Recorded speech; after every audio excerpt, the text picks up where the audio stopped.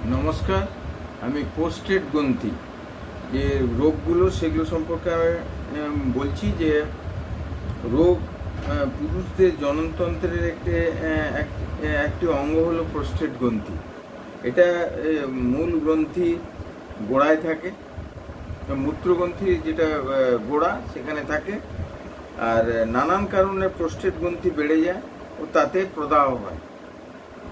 কারণ হচ্ছে জীবাণু দূষণ, জোরে আঘাত লাগা, গ্রন্থির ক্ষরণের গোলমাল, অর্থাৎ যৌন গোলযোগ প্রভৃতি কারণে প্রোস্টেট গ্রন্থি বৃদ্ধিপ্রাপ্ত হয় এবং প্রদাহ সৃষ্টি হয়।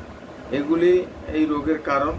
এছাড়াও প্রোস্টেট গ্রন্থি যে ম্যালিগন্যান্ট গ্রোথ হলে তাকে বলে প্রোস্টেট ক্যান্সার বা কার্সিনেমা।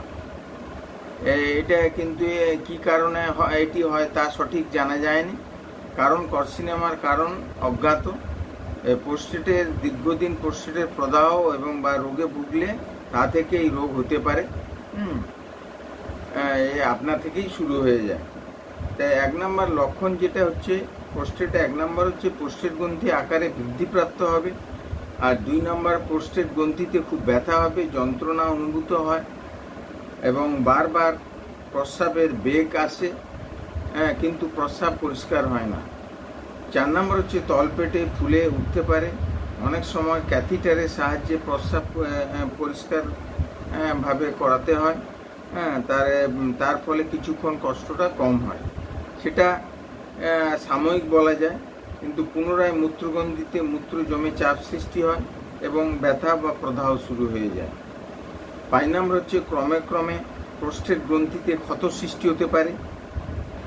6 নম্বর হচ্ছে 60 বছরের ঊর্ধ্ব বয়স্ক পুরুষদের এই রোগটা বেশি হয়। এর জন্য বিভিন্ন এক্সরে, আল্ট্রাসাউন্ড করে সেটা নিশ্চিত হওয়া যায়। চিকিৎসা যেগুলো করতে হবে, যেগুলো আমরা প্রাথমিক চিকিৎসা করব, সেটা আনুষঙ্গিক। 1 নম্বর হচ্ছে রোগীকে সম্পূর্ণ বিশ্রাম দিতে হবে। 2 নম্বর হচ্ছে কমপক্ষে 3 থেকে 4 লিটার তরল খাদ্য খেতে দিতে হবে, বিশেষত জল, যাতে 24 ঘন্টায় অন্তত 2 থেকে 3 লিটার প্রস্রাব হয়। 3 নম্বর হচ্ছে ক্যালসিয়াম ঘটিত খাদ্য, যেমন দুধ বা দুগ্ধজাত খাদ্যবস্তু, সামুদ্রিক মাছ, চকলেট, টমেটো, বাঁধাকপি, বিট, গাজর, লিচু, চা, কফি, লেবু, মাংস,